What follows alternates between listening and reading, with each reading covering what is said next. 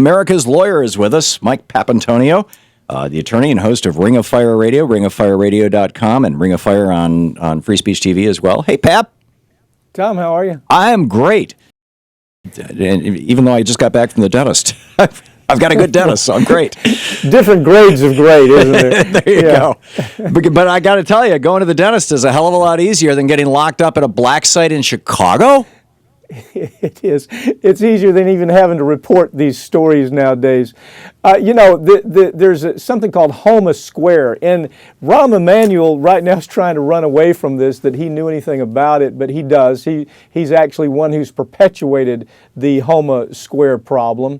Here it is. You've got a black site. There's no other ways to describe it. It's a black site that the Chicago police have established right in the middle of downtown Chicago. It doesn't look like a police station because it's a secretive location where they bring people in. Now, here's the list of what the Guardian found and substantiated goes on. I mean, they talked to witnesses. Interestingly enough, Tom, it was the Guardian from the UK that had to tell this story. It hasn't even been reported really by the U.S. media any kind of meaningful way where they've connected Rahm Emanuel up into what's going on. But they say, look, they're keeping people, they're arresting people. They're keeping them out of the database when they put them in Homa Square. They're not actually booking them like you would in a police office, like a regular police officer when they put them in Homa Square.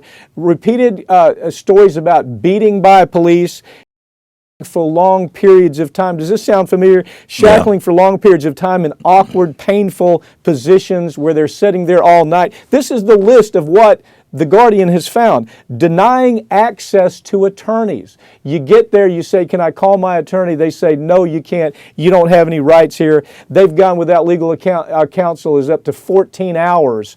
One man found unresponsive after he had been put in their Homa Square interview room, and he was pronounced dead later.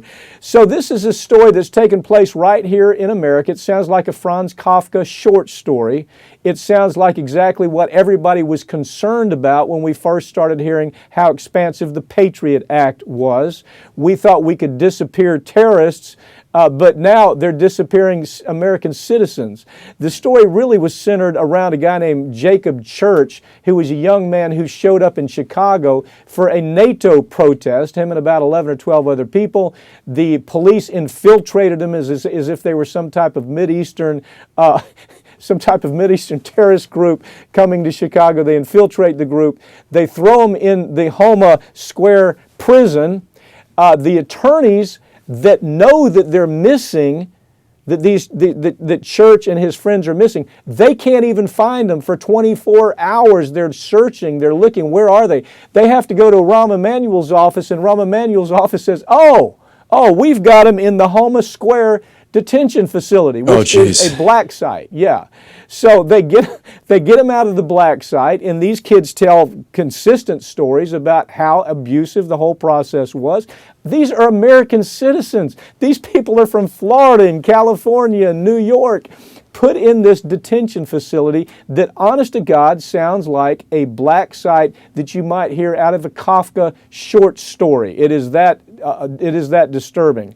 These are domestic black sites. There's probably more of them. We know about this one in Chicago. I think this is just the very edge of what we're going to find as we continue this story, as the Guardian does, because obviously America media doesn't really care about this story. Well, I think the largest papers in Chicago are all very big corporate or billionaire owned now. They are. I may be wrong, but earlier in the month, I think it was, 2-3 weeks ago, we did a story on this show, and I'm guessing it ran across your desk, about how the torture at Abu Ghraib could be tracked back to one, as I recall, a homicide detective. Chicago. Mm-hmm. Yeah, and I don't remember if it was Chicago or New York. He worked for one of the big cities. Chicago. It was Chicago. Okay. Chicago. It could be tracked back to this one detective who was taken over to Abu Ghraib or down to Guantanamo, one or the other, and basically taught them how to torture people. And this guy had this spectacular record for having homicide suspects plead guilty. Confess. And it's probably because he was torturing them. You know what? Let me just tell you how horrendous the situation is of American media. You did this story. Rachel Maddow did this story, and maybe 3 other people did this story. I think Ed followed the story on his podcast. But the point is, you've got to talk about these stories. This is a very big story. We're talking about basically taking the Fifth Amendment and the Sixth Amendment, throwing them out the door as if they've never even been part of our Constitution, saying that a person doesn't have a right to be represented. They don't have a right to a speedy trial because they're going to delay arrest as long as they can as they keep them in this black site facility. They don't have the right to confront the witnesses or even ask, what am I here for? The police have the right to torture them. To get statements. And so at some point, when does the American public say, oh, well, that's just somebody else. That's just the Mideastern terrorist. No, it's not. It's not Mideastern terrorists. These are domestic, they're U.S. citizens that are being housed in places like this. And you know what? The Guardian also found out this is going on and has been going on for about 40 years in intermittent times, depending on who the mayor is at the time. Happens to be Rahm Emanuel at this time. And so they seem to target black and brown people through low poverty, through poverty neighborhoods. And there's nothing these people can do about it. It just goes on, and people say, okay. You know, we might have found a really significant point at which Republicans don't squawk, Pap. And this is fascinating. I mean, Republicans have been so partisan that they'll take pretty much anything Obama does, his immigration changes, for example, and try to take down DHS. They'll do any, if there's a Democrat involved and it's not a good thing, the Republicans just blow it all out. It's all over Drudge. It's on the national media. This is not, which means that even though they've got a Democrat in their crosshairs, Rahm Emanuel, the Republicans have chosen to not go after him because their loyalty to party is superseded by their loyalty to torture, apparently. Disgusting. Obama was just out there. Look, people have known about this story now for weeks.